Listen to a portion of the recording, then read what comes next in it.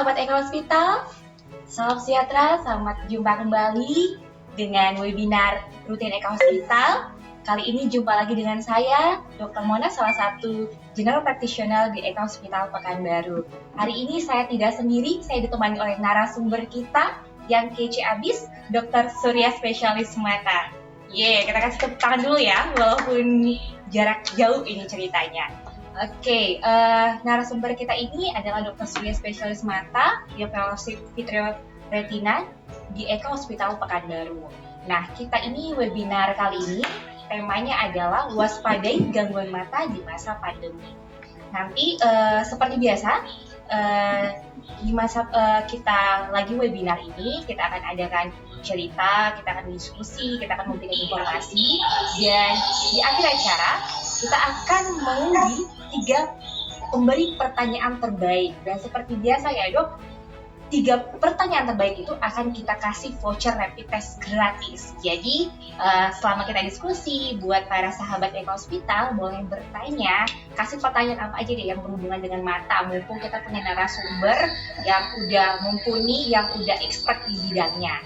Terus sebelum kita mulai webinar ini, saya akan bacakan dulu tentang CV narasumber kita. Dr. Surya Utama, spesialis mata, fellow Vitreoretina, saraf mata, lahir di Sigli Aceh, 1 Maret 1970. Pendidikannya kedokteran umum di Universitas Brawijaya, Malang, lulus tahun 1998. Dan menyelesaikan spesialis mata beliau di Universitas Brawijaya Malang, lulus tahun 2008. Dan beliau mengikuti fellowship mata untuk Vitreoretina. Jadi sedikit informasi buat para sahabat Eka Hospital, beliau ini masih yang menjadi fellow Vitreoretina, khusus Vitreoretina di Pekanbaru. Kita kasih tepuk tangan dulu buat beliau. Ya, jadi ini kita masa pandemi ya Dok ya. Ya. Bisa dibilang kalau pandemi ini nggak ada selesainya. Kapan mulai, kapan akhirnya juga kita nggak tahu ya Dok ya. Banyak sekali misalnya kayak kasus-kasus apapun yang terjadi di masyarakat, baik yang masalah perekonomian, masalah lingkungan, bahkan yang paling menjadi problem terbesar di masa pandemi ini adalah masalah kesehatan ya Dok. Tidak luput adalah salah satunya adalah masalah penglihatan. Seperti tema kita ini Dok, waspadai masalah gangguan mata di masa pandemi gitu. Jadi kira-kira kan Dok, di masa pandemi ini kenapa mata itu jadi salah satu yang harus kita khawatirkan gitu. Baik, semuanya terima kasih juga kepada audien dari Eka Hospital. Untuk masa pandemi ini mungkin bisa kalau saya bilang lengkap ya, pandemi coronavirus ini ada untuk kita bagi menjadi 2, itu karena penyakit coronavirusnya sendiri Langsung gitu ya Dok? Langsung, maupun dampak penata laksana dari pandemi ini. Maksud saya begini, penyakitnya langsung bisa menyebabkan gangguan pada mata dan juga akibat protokol kesehatan. Nah, kita ketahui kita mungkin lebih banyak berdiam di rumah dengan himbauan dari pemerintah untuk berdiam di rumah.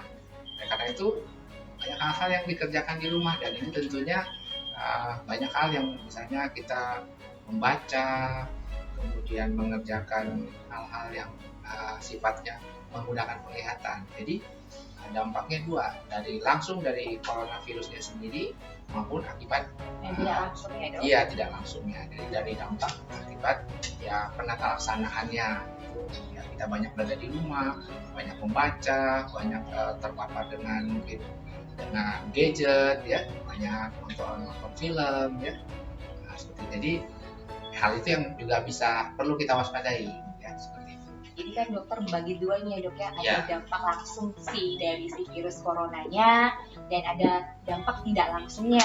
Ya. Mungkin dari protokol kesehatan dari WHO juga gitu. Ya. Kalau untuk yang pertama Dok ya, dampak kesehatan langsung gitu. Dampak kesehatan. Apa sih yang harus menurut dokter nih, virus corona ke mata sendiri, gimana itu cara penularannya dan efeknya gitu dok? Oke, baik. Karena ini juga virus ini masih baru, SARS-CoV-2 ya nama virusnya. Jadi penelitian-penelitian atau laporan-laporan tentang kesehatan tentang dampak dari SARS-CoV-2 ini juga masih terus berkembang ya. Untuk mata itu dilaporkan pertama kali kasus adanya mata yang terkena virus corona ini pada bulan Februari 2002 di Wuhan. Terkena konjungtivitis ya, konjungtivitis akibat virus corona, dan sudah dilakukan swab. Nah itu perjalanannya bisa tetap melalui jalur droplet ya, itu bisa langsung mengenai mukosa di mata. Sebagaimana kita ketahui, virus ini kan kenanya ke mukosa ya, jadi mukosa dari mukosa mata, tetapi yang paling banyak adalah pada mukosa saluran nafas ya. Agak mirip itu ya dok, kalau saluran nafas sama mata. Iya, tergantung ini ya, tergantung reseptornya. Reseptornya ada dua ya kan, S2 sama PKMRS2 ya. Jadi reseptor itu memang saat ini yang terbanyak adalah di saluran nafas, sehingga kita pun proteksinya lebih banyak di saluran nafas. Tapi jangan juga dilupakan, selain di saluran nafas juga ada di selaput mukosa di mata dan juga mukosa-mukosa yang lain. Tetapi di selaput mukosa yang lain dia mungkin tidak begitu banyak, atau di organ yang lain reseptor ini tidak begitu banyak, karena teori antara kuman dengan reseptor ini seperti kunci dengan gemboknya, anak kunci dengan gembok. Jadi kalau kita bilang virusnya itu adalah anak kuncinya, gemboknya itu adalah reseptornya. Jadi begitu anak kunci ketemu dengan gemboknya, sehingga dia bisa dibuka. Nah, terbukanya itulah yang menimbulkan keluhan dan gejala. Jadi memang laporan penelitiannya masih terus berkembang. Untuk di mata mungkin memang tidak sebanyak yang kejadiannya di saluran pernapasan. Juga tingkat fatalitasnya, tingkat kerusakannya, mortality rate-nya, tingkat kematiannya tidak seperti kalau dia menyerang saluran nafas ya. Tapi ini penelitiannya masih terus berkembang, masih terus berlanjut, karena SARS-CoV-2 ini juga virus yang varian yang baru ya. Jadi masih terus berkembang, walaupun sebenarnya sekarang masih ketemunya di konjungtiva. Jadi ciri-cirinya adalah konjungtivitis, yaitu mata jadi merah, kemudian bisa bengkak, dan yang sangat tipikal dari konjungtivitis atau radang konjungtiva karena virus ini adalah matanya berair terus, bengkak, kemudian dan pasti merah ya. Setiap ada itis peradangan pasti merah. Walaupun sebenarnya laporan-laporan yang lain ada disebutkan juga pada kornea, bahkan ada retina, tapi belum ada sampai ke arah situ laporannya. Masih belum familiar ya. Iya, seperti itu ya. Jadi konjungtivitis ya. Kemudian yang kedua yang saya bilang tadi, dampak yang kedua adalah karena faktor tata laksananya. Tata laksana penyakit ini kan menyebabkan kita banyak berada di dalam rumah, banyak membaca ya kan. Nah, itu bila dilakukan dengan kebiasaan-kebiasaan yang salah, itu bisa juga menimbulkan penyakit, misalnya sakit kepala, misalnya banyak membaca terus menerus, ruangannya gelap, lalu tidak ada jeda atau istirahatnya, itu juga bisa menimbulkan penyakit ya, gangguan pada mata gitu, matanya jadi kabur ya, kemudian bahkan bisa sampai sakit kepala. Jadi itu yang saya bilang tadi, dalam hal penata laksananya ini juga bisa menimbulkan gangguan-gangguan penglihatan. Itulah yang saya bilang tadi, waspadai gangguan-gangguan penglihatannya. Ya dok ya, jadi ada yang langsung, tidak langsung. Yang langsung seperti yang dokter bilang, bahwa virus itu langsung mengenai mukosa mata gitu. Ya. Kalau misalnya dari yang kejadian-kejadian seperti yang dokter bilang, konjungtivitis yang peradangan pada selaput mata tersebut, nah itu kan lumayan banyak nih dok kasus-kasusnya. Nah jadi kalau misalnya nih datang orang dengan keluhan radang di mata, matanya merah, matanya berair, pedih gitu kan dok. terus keluar air mata gitu. Nah, sementara ini tidak menimbulkan gejala seperti kayak khasnya seperti yang biasa ya dok ya, gangguan saluran pernapasan atau demam. Nah, gimana cara kita membedakan bahwa misalnya ini dari virus corona atau misalnya itu cuma infeksi virus biasa ataupun dari bakteri gitu. Baik. Untuk diagnosa pastinya bahwa ini penyebabnya adalah konjungtivitis virus ini karena konjungtivitis virus juga banyak ya. Ada karena adenovirus, ini kan termasuk golongan RNA virus ya, seperti ya. SARS-CoV-2 ini termasuk RNA virus ya. Jadi untuk diagnosa pastinya adalah dengan pemeriksaan swab hapusan dari konjungtiva ya. Tetapi kita berada pada masa pandemi ya, pandemi seluruh dunia nih, bukan hanya di Indonesia saja, sehingga tingkat kewaspadaan kita juga, kita jangan lupakan bahwa ada ya virus SARS-CoV-2 ini juga bisa menyebabkan konjungtivitis seperti itu.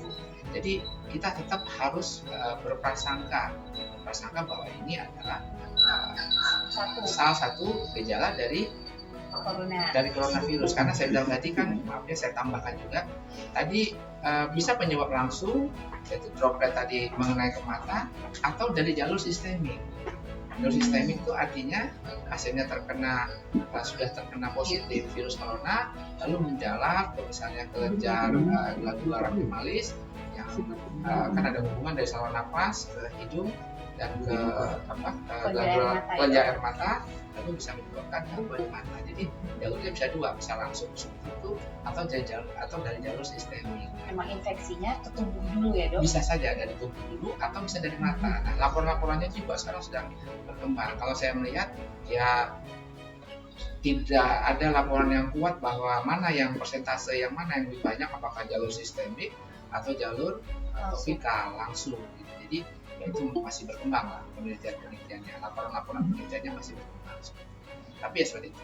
Ya, jadi kita tetap harus meningkatkan kewaspadaan bahwa ini karena kita sedang berada di masa pandemi.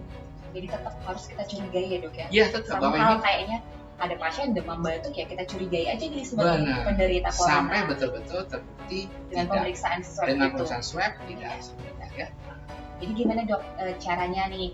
Kalau biasanya kita nih pakai masker, cuci tangan nih, untuk sendiri yang untuk menghindari. Oke, kalau kita mungkin tidak bisa menghindari yang namanya kalau ternyata jalurnya dari sistemik kayak dokter bilang tadi, langsung ke kelenjar air mata menyebabkan gangguan pada mata. Jika itu adalah langsung berupa misalnya percikan cairan ke mata kita gitu, apa yang harus kita hindari dok atau harus kita lakukan?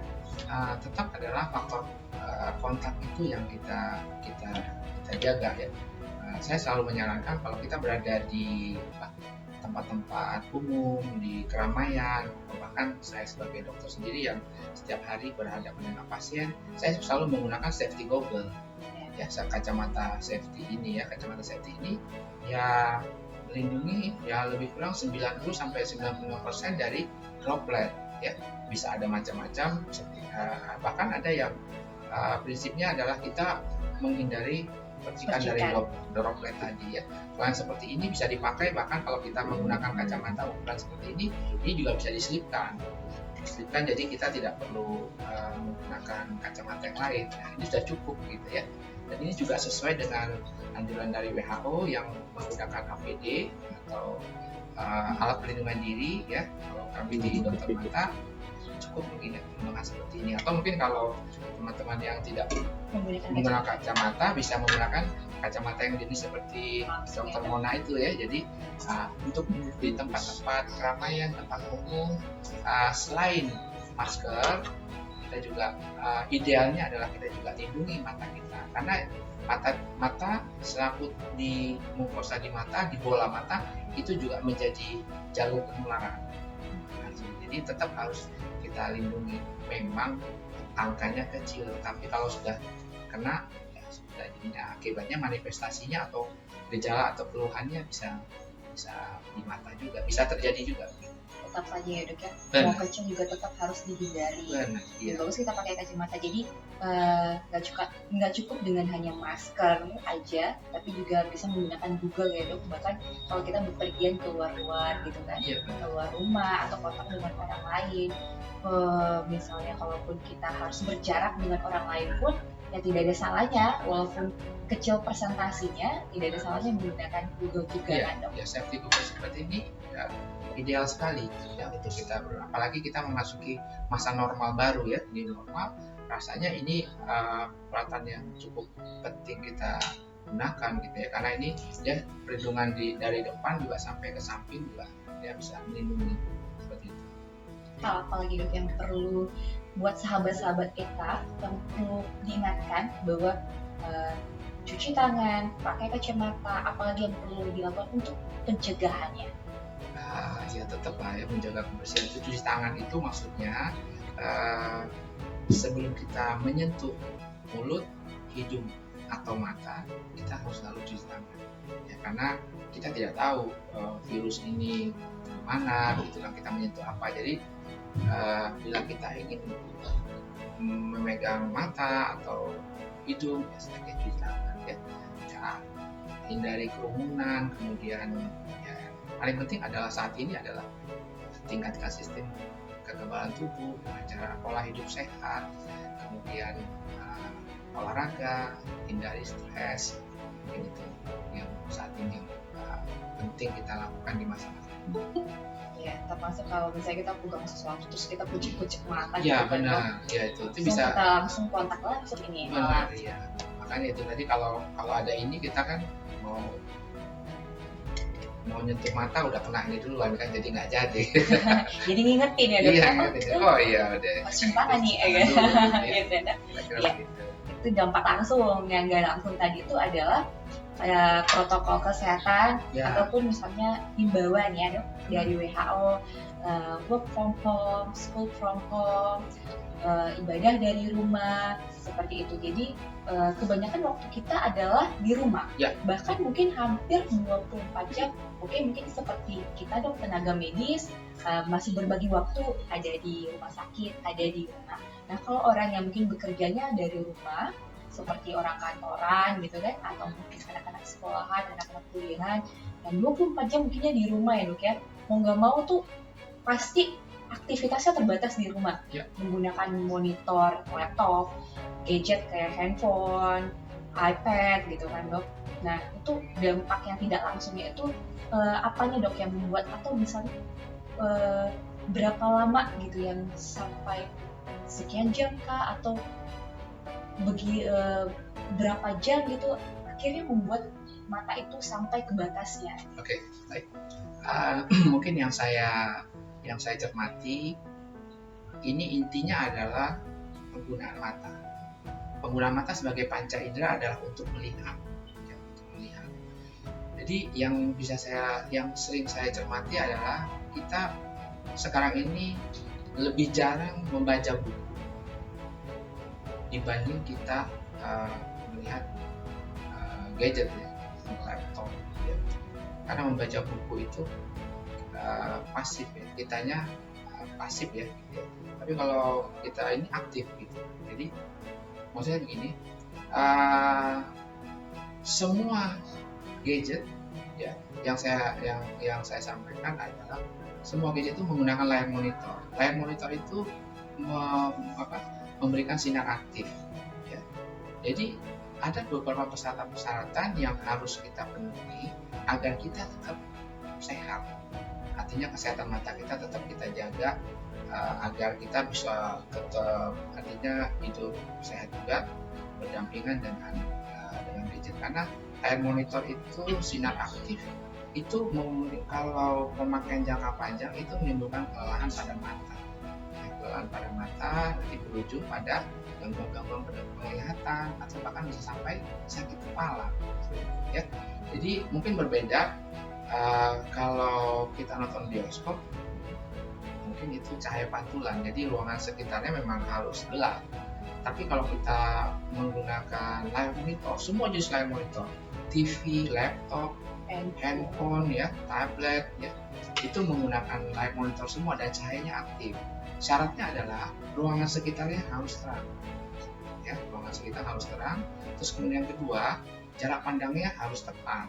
Ya, rata-rata tuh 30 cm atau kalau menggunakan TV itu kita pakai 4 kali diagonal TV. Ya, 4 kali diagonal TV itu adalah jarak yang ideal. Ya, jadi kalau semakin besar TV-nya, berarti jarak penontonnya juga lebih jauh. Ya, seperti itu. Kemudian waktunya, biasakan kita ada jeda untuk istirahat. Karena kita kalau kita melihat gadget misalnya, membaca di gadget, kemudian yang paling sering juga game itu ya, tanpa terasa karena kita terpaku terus dengan alat tersebut, sehingga kita jadi lupa waktu. Idealnya 1 jam itu istirahat dan alihkan pandangannya ke arah yang jauh. Itu merupakan relaksasi, benar. Karena relaksasi itu selalu kebalikan. Kalau kita lama berdiri, istirahatnya relaksasinya duduk. Kalau kita banyak melihat dekat, relaksasinya kita melihat jauh.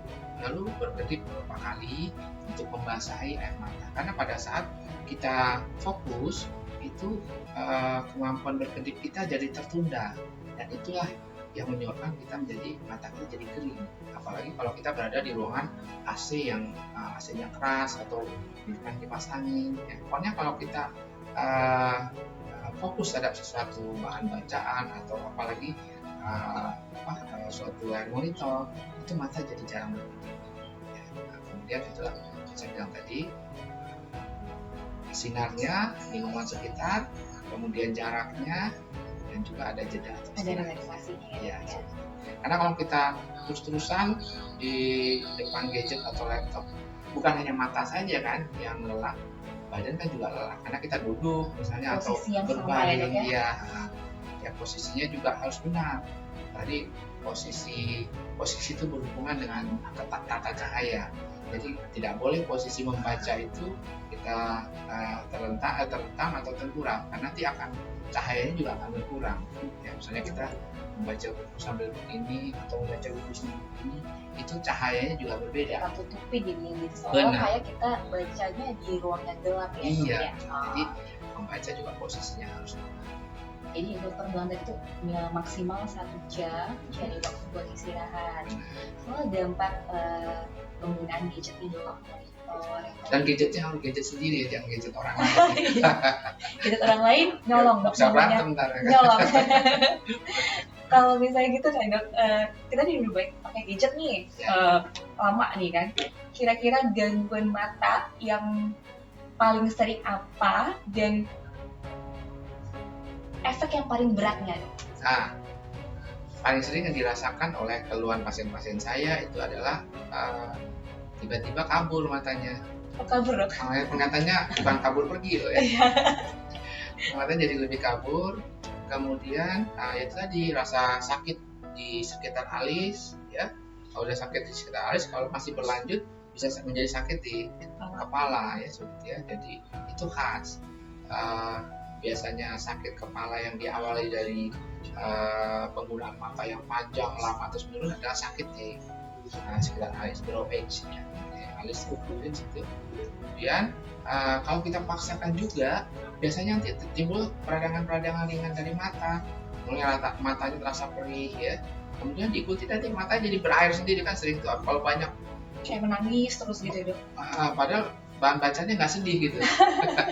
Yang dilihat ya kan filmnya, iya ya kan, yang dilihat hal yang ini tapi keluar air mata gitu. Itu karena matanya sudah mulai menimbulkan kompensasi.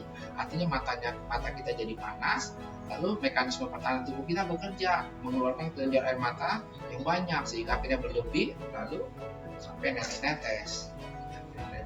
Itu gejala yang paling sering. Ya paling sering. Nah, kalau berlanjut lagi bisa gangguan refraksi namanya. Gangguan penglihatan pada mata bisa jadi minus atau yang paling sering itu ada silinder. Nah, seperti itu ya. Mungkin itulah yang paling sering. Atau mungkin kalau ada penyakit komorbid yang lain kan, misalnya hipertensi atau diabetes, itu bisa jadi lebih berat. Lebih berat ya dok, yang lebih mendekat dengan sakit gula, Benar. sakit darah tinggi, Iya. ditambah dengan seperti itu. Karena sekarang gak cuma anak-anak dok yang pakai gadget, orang tua juga, gitu kan. Apalagi yang kerjanya cuma di rumah aja, gitu Ya, kan. juga komorbid. ya.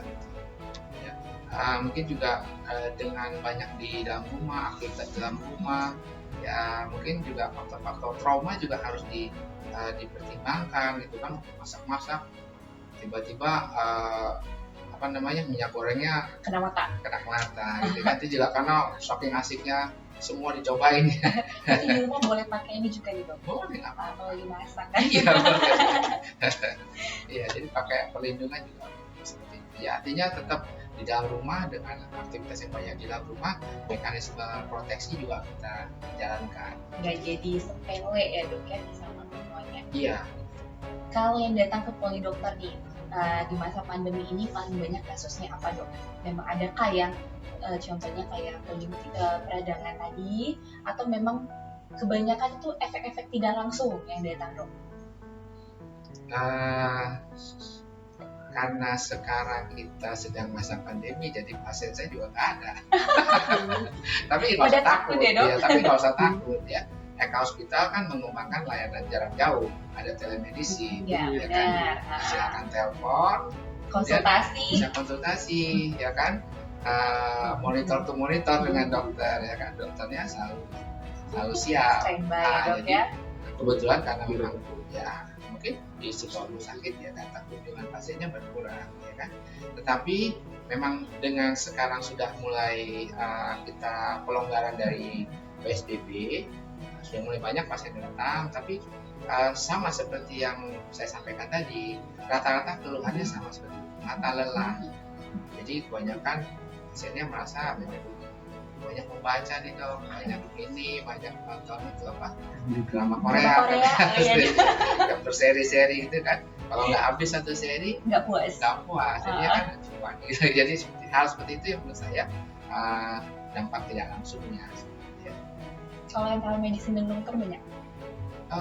Cukup banyak, terutama pasien-pasien yang dari luar kota, pasien kontrol saya yang tidak bisa datang langsung, menggunakan layanan jarak jauh.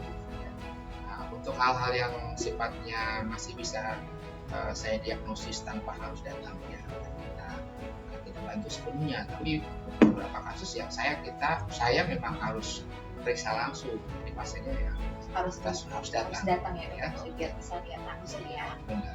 Oke dok, ini ada kita punya pertanyaan satu nih dok, dari Ibu Emily Aristeva. Pertanyaan dok, kalau untuk anak-anak berapa jam maksimal pemakaian gadget dalam sehari dok?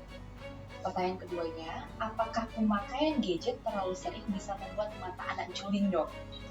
Ada dua pertanyaan. Baik, untuk batasan waktunya belum ada kesepakatan, tetapi asalkan bisa diawasi 1 jam istirahat, ya, 5 menit 10 menit istirahat lalu berlanjut lagi, mungkin sih masih oke. Tapi batasannya apakah 5 jam atau 6 jam, belum ada kesepakatan, ya. Tapi yang penting adalah faktor jeda atau istirahatnya, ya. Kemudian yang kedua tadi, apakah pemakaian gadget terlalu sering bisa membuat mata anak juling? Bila pemakaian gadget tadi berlebihan dan sampai menimbulkan gangguan refraksi, itu bisa menimbulkan mata jadi juling, tapi itu memerlukan proses yang lama, ya. Tapi bisa, kalau bisa ya. Tapi itu memang lama, lalu bisa menimbulkan, nanti tidak dalam 1 hari 2 hari lalu juling gitu kan, bisa juga ya. Jadi bisa. Perusahaan gadget nanti aku dok, kalau misalnya 1 hari 2 hari langsung juling ya dok. Iya, cuman berarti butuh waktu ya dok. Betul, ya. Tapi patut diwaspadai ya, bahwa penggunaan gadget yang berlebihan juga bisa menimbulkan gangguan, namanya jenis gangguan refraksi. Gangguan refraksi itu gangguan yang diatasi dengan kacamata. Ya, jadi buat Ibu Emily tadi itu tidak ada kesepakatan dari spesialis mata ya dok, Ya, spesialis bahkan dari mata. WHO sendiri belum ada kesepakatan berapa jumlah total jamnya. Yang penting adalah masih dalam batas kewajaran.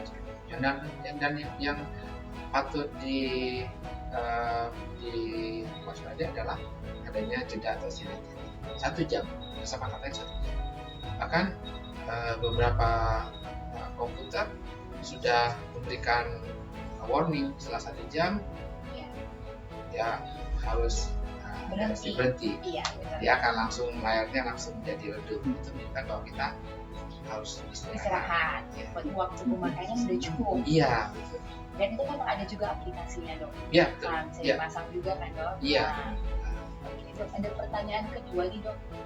Dari Siswoyo. Dari Ibu Metalina Wijaya dok, pertanyaan keduanya. Siap dok, saya mau bertanya, apakah ada gejala khas untuk mata yang terinfeksi COVID-19 selain mata merah, berair, dan kira-kira berapa lama dari paparan virus ke mata sampai timbulnya gejala? Berapa lamanya ya? Kalau untuk berapa lamanya belum ada datanya. Ya belum ada datanya berapa lama, tetapi ya itu yang Ibu sebutkan tadi sudah menunjukkan gejala suatu konjungtivitis atau peradangan di mata, yaitu mata jadi merah, kemudian bengkak, lalu watery itu artinya berair ya, itu khas dari virus. Kemudian bisa lanjut jadi matanya jadi bengkak, lalu ya rasa perih atau panas ya, itu mungkin yang muncul dari suatu konjungtivitis causa virus. Ada Iya. Pertanyaan itu ada sambungannya tuh dok. Boleh kan? Yang pertanyaan kedua tadi. Jika sudah terpapar kan dok, yang tadi misalnya ada akibat infeksi virus, jika dibiarkan itu bisa berakibat fatal kan dok, dari pasien dari penanya yang tadi pertama. Jadi kalau untuk fatalitasnya, karena konjungtivitis karena virus ini adalah golongan penyakit yang sebenarnya self-limiting disease, artinya adalah penyakit-penyakit yang bisa sembuh sendiri.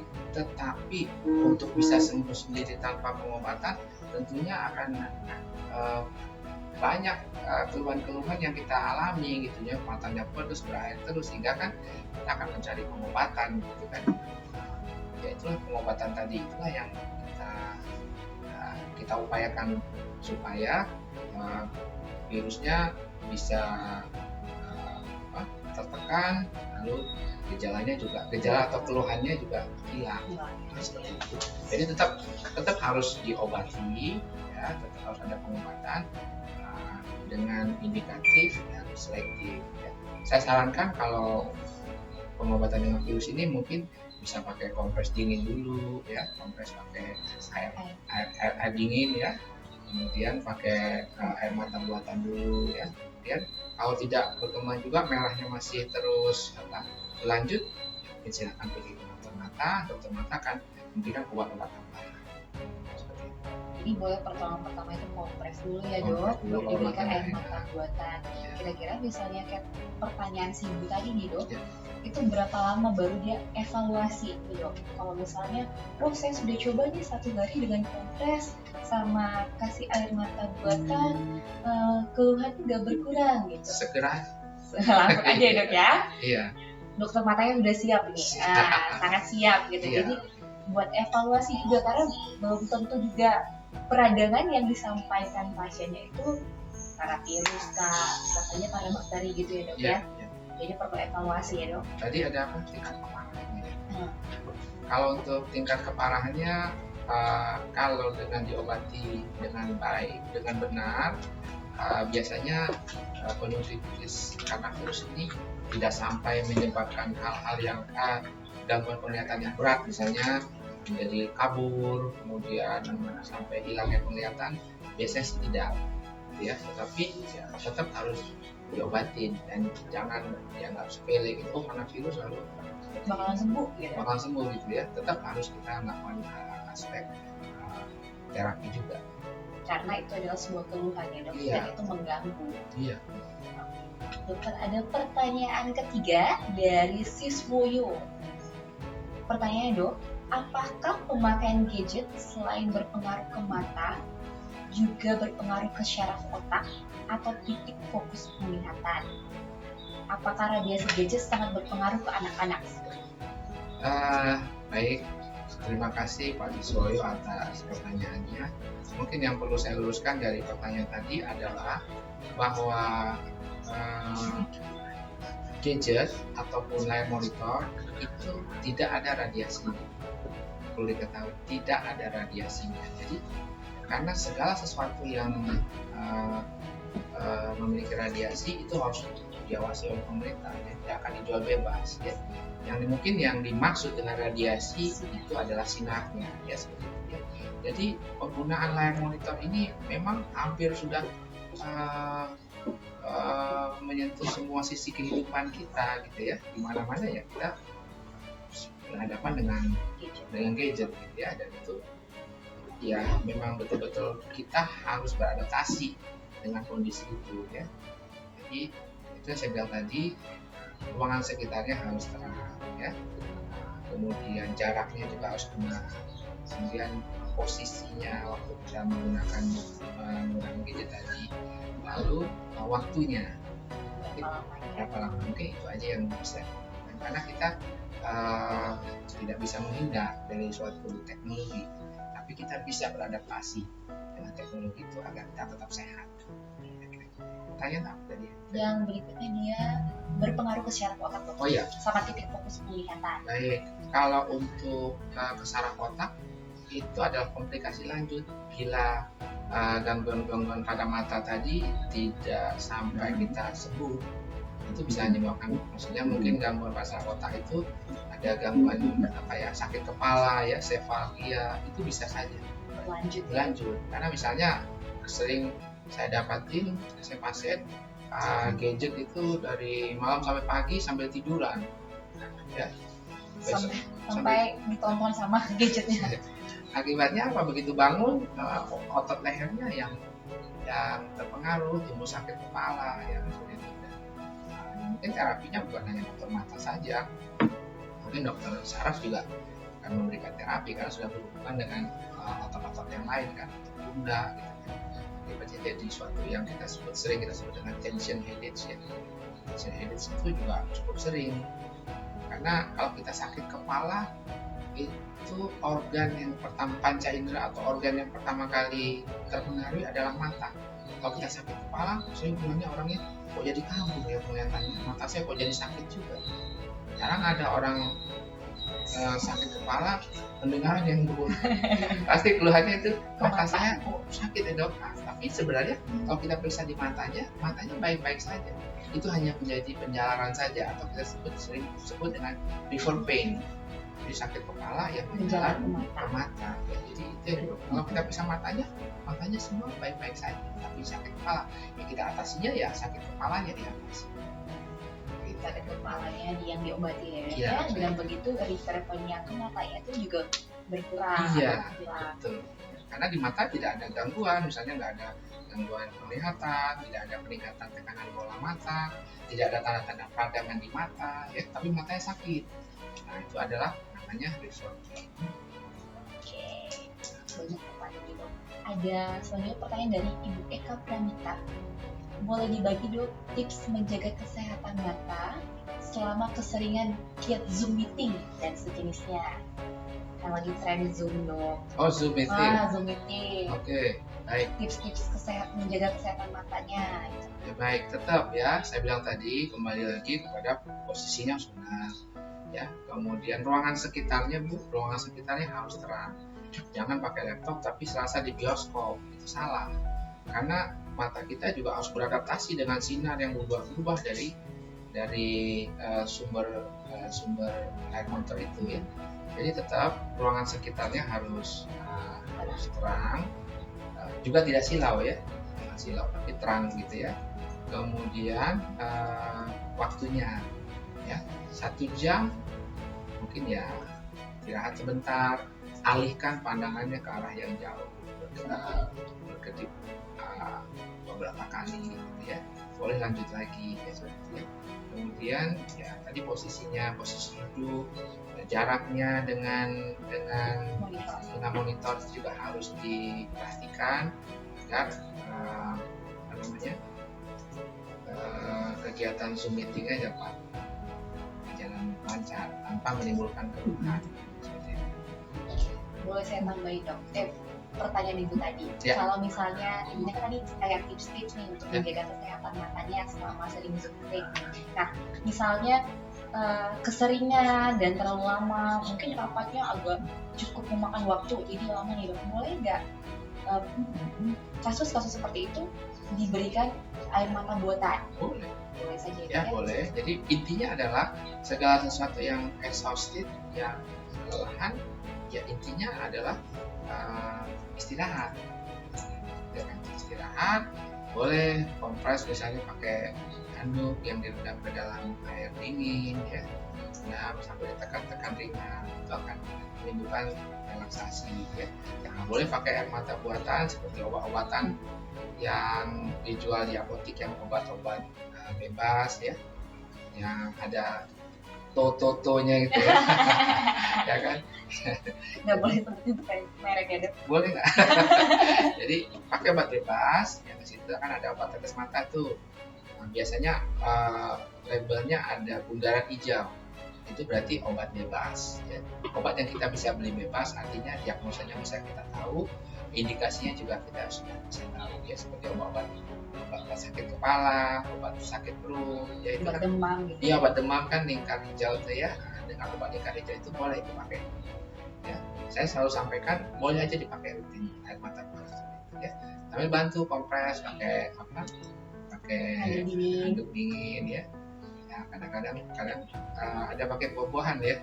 Oh iya. Pakai timun gitu ya. Sebenarnya itu efek dingin yang diambil ya. Bukan sari timunnya. Sari timunnya diminum.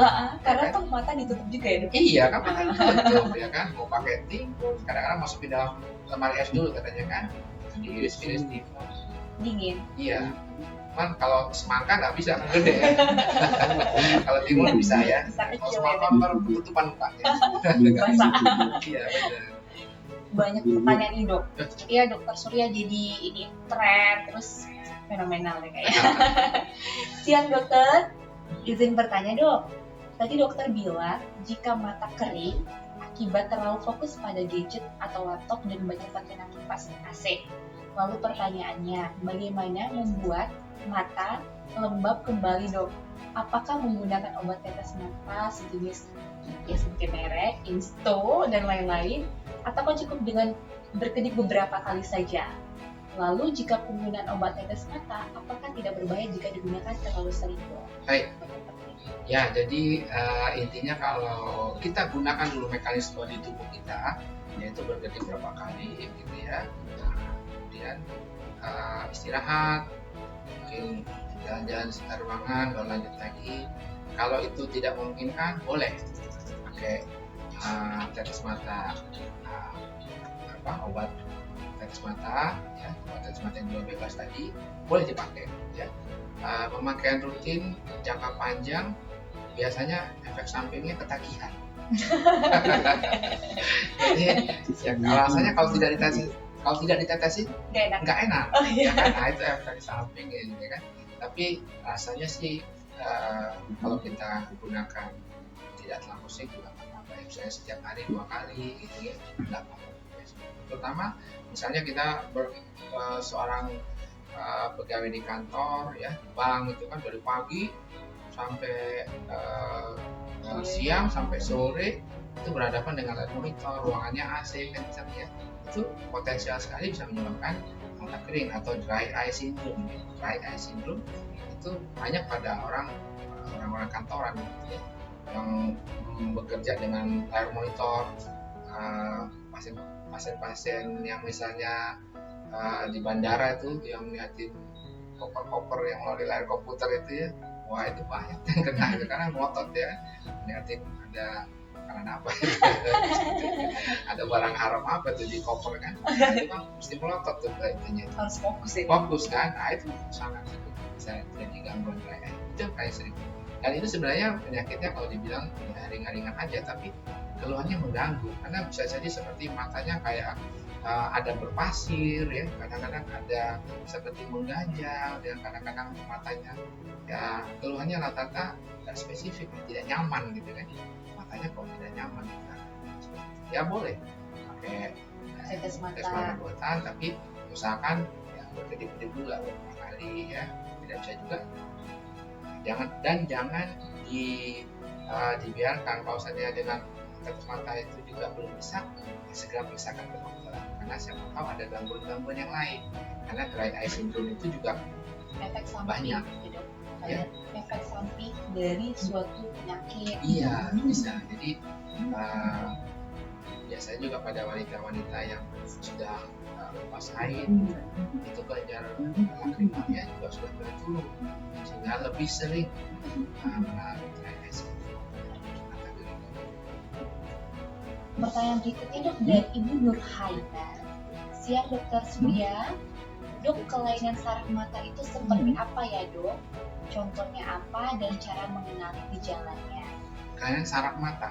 Iya, kelainan saraf mata seperti apa? Contoh dan cara menangani gejalanya. Kelainan saraf mata, karena saraf mata itu adalah fungsinya sebagai pengantar untuk penglihatan kita ke otak. Jadi sinar yang masuk dalam mata kita itu akan dirubah oleh saraf mata menjadi energi listrik, lalu dibawa ke otak, diinterpretasi di otak sehingga kita bisa melihat ya. Prosesnya cepat sekali ya, dari kita melihat itu langsung berubah penglihatan, itu prosesnya cepat sekali. Tentunya gangguan di saraf mata ini berhubungan langsung dengan penglihatan, pasti penglihatannya turun ya. Jadi gangguan-gangguan itu adalah penglihatannya mendadak kabur atau perlahan-lahan kabur, tergantung dari penyakitnya. Yang paling sering adalah saraf mata yang lepas ya, atau perdarahan pada saraf mata ya, biasanya pada penderita penyakit hipertensi, diabetes, penyakit autoimun ya, itu bisa menyebabkan gangguan pada saraf mata. Banyak kasus yang bisa kita tangani dengan obat-obatan atau suntik obat langsung ke dalam bola mata sebagai anti pendarahan dan anti inflamasi, tetapi tidak sedikit juga kasus yang membutuhkan tindakan operasi ya. Pada saraf mata yang lepas itu fenomenanya seperti rumput dengan akarnya lepas, akibatnya rumputnya mati ya kalau tidak menempel ke tanah ya. Nah, kita operasi dengan cara menempelkan rumput itu ke tanah, menempelkan saraf matanya itu kembali ke aliran pembuluh darahnya sehingga saraf matanya bisa berfungsi lagi. Nantinya apa? Bisa melihat kembali. Seperti itu. Itu gejala contoh yang kelainan saraf mata ya dok Ya, ya. intinya adalah kabur, matanya mendadak jadi kabur, turun penglihatannya pelan-pelan atau bahkan bisa mendadak. Penyebabnya banyak ya.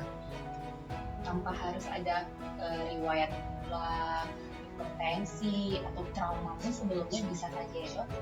Ya, bisa. Apa yang perlu diwaspadai Bu dok? Kalau misalnya seperti itu. Ya misalnya seorang yang minus tinggi ya,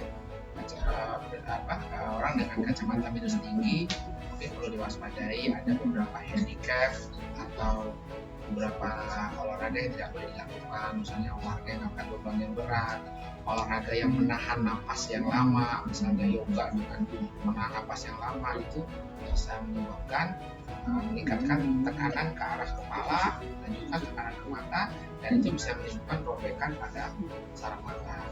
Atau tadi olahraga yang berat ya, matanya terbentur langsung ya, atau kecelakaan kerja ya, sering itu benda kita sebut dengan benda asing gitu. Benda asing masuk ke dalam mata, itu bisa menimbulkan gangguan penglihatan, langsung bisa mendadak kabur ya. Seperti Ibu Haina ya. Jadi kalau misalnya ada penurunan penglihatan mendadak atau misalnya seperti yang bilang tadi ya, tiba-tiba kabur gitu, Ya. langsung datang ke Langsung. Dokter Surya. Langsung periksakan ke Ya. dokter spesialis mata yang terdekat, ya. Lalu nanti dokter spesialis mata akan melakukan beberapa prosedur diagnosis. Biasanya sih dikirim ke hospital. Nah, kita akan melakukan, kebetulan di hospital sejak tahun 2011 itu sudah bisa mengerjakan semua operasi vitreoretina Yang berhubungan dengan saraf mata ya. yang berhubungan dengan saraf mata, karena membutuhkan operasi ini membutuhkan peralatan yang banyak, kemampuan dokternya yang harus melalui pendidikan khusus. Ya, dan seperti yang saya sudah jelaskan dari awal bahwa Dokter Surya ini fellow vitreoretina dan masih beliau nih yang melakukan pekerjaan yang berhubungan dengan saraf ini gitu di Pekanbaru. Jadi ya mungkin ya seperti Dokter Surya bilang, gejala mata apapun, mau itu sekedar peradangan ataupun nggak ada peradangan tapi penglihatannya berkurang, ya segera periksakan ke dokter mata. Tapi kalau misalnya sudah jelas nih masalahnya itu memang ke arah saraf mata, yang nggak ada salahnya dan lebih baik langsung datang ke hospital, langsung konsultasi dengan Dokter Surya yang sudah pakar dan ahli dalam bidangnya. Ya dok? Ya, intinya adalah gangguan di mata adalah berhubungan dengan penglihatan. Ya. Selain itu bisa juga sih berhubungan dengan kosmetik, sosial ekonomi. Ya.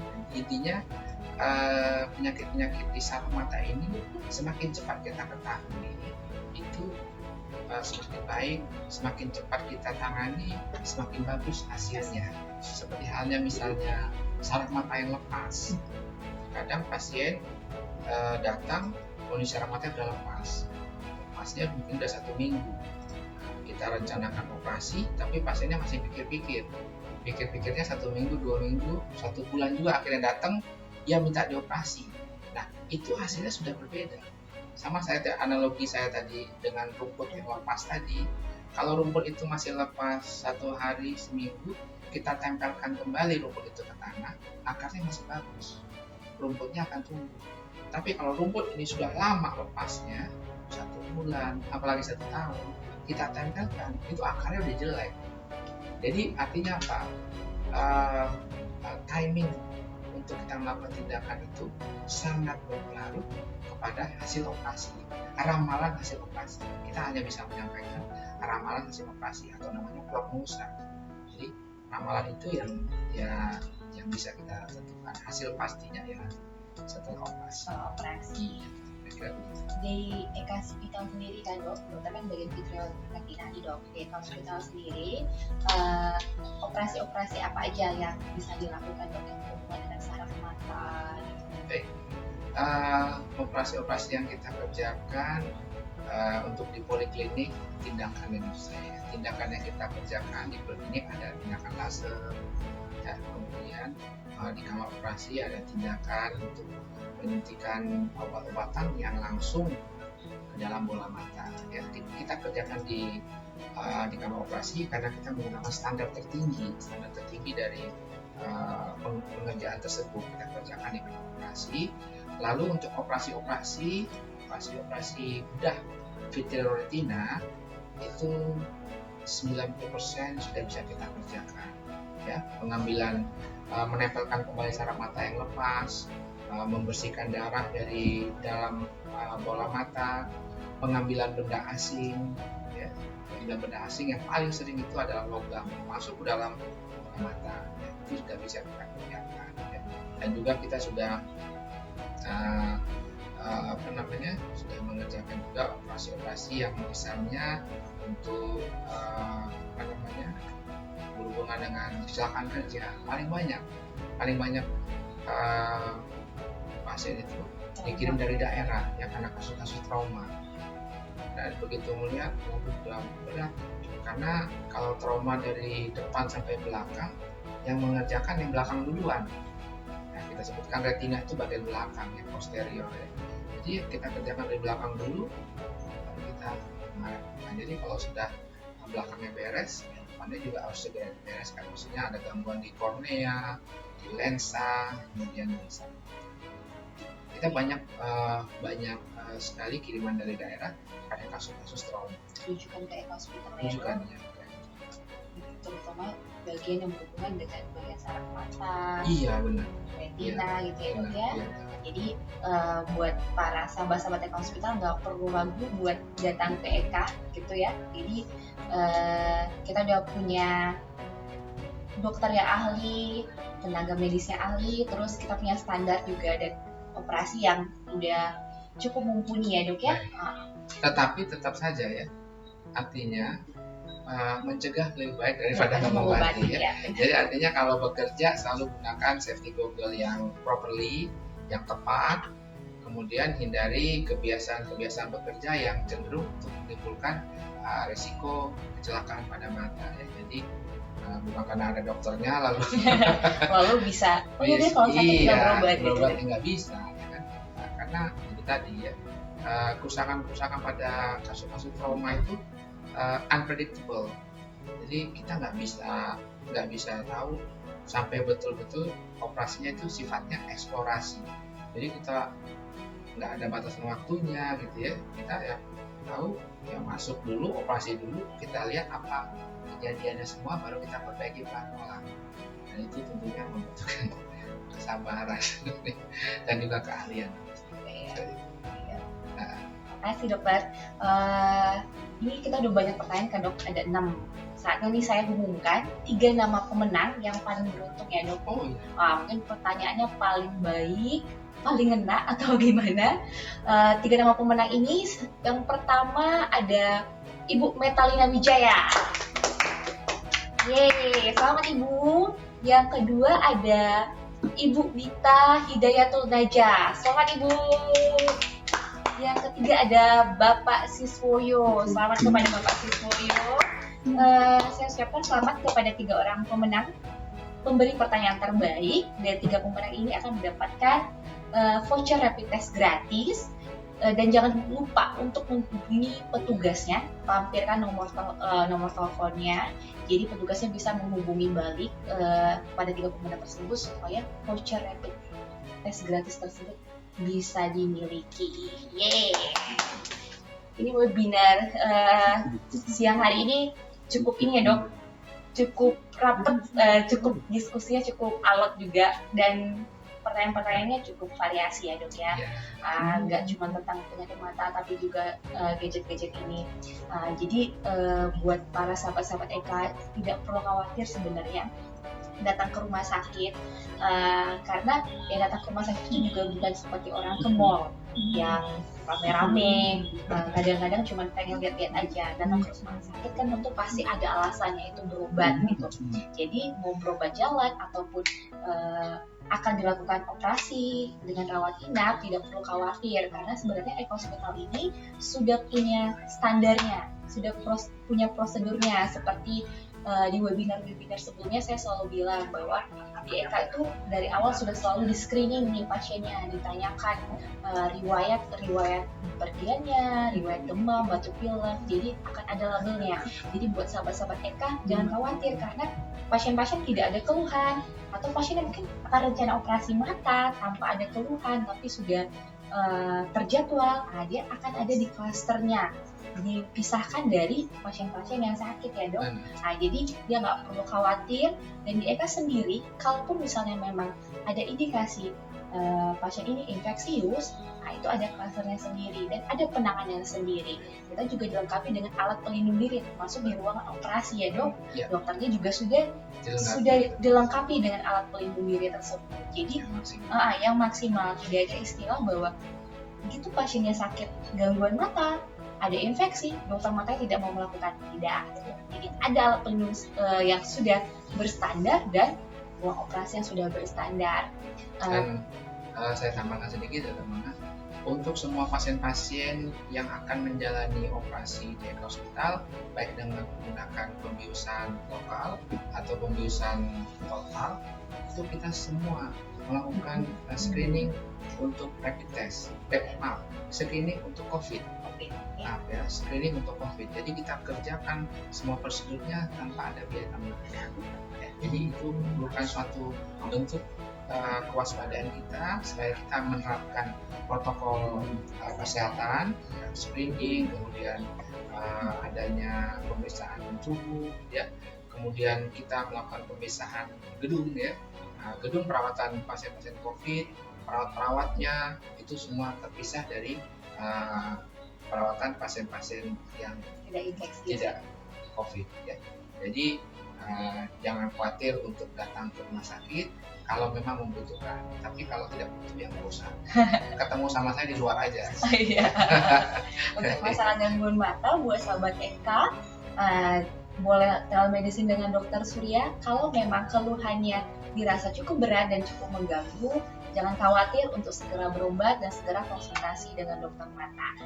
Saya ucapkan terima kasih buat para sahabat-sahabat Eka yang sudah berpartisipasi pada webinar kita siang hari ini, dan terima kasih buat Dokter Surya spesialis mata buat sebagai narasumber, buat informasinya, dan buat diskusi kita ini mudah-mudahan memberikan manfaat buat sahabat-sahabat Eka kita. Sampai jumpa di webinar kita selanjutnya. Terima kasih. Selamat siang.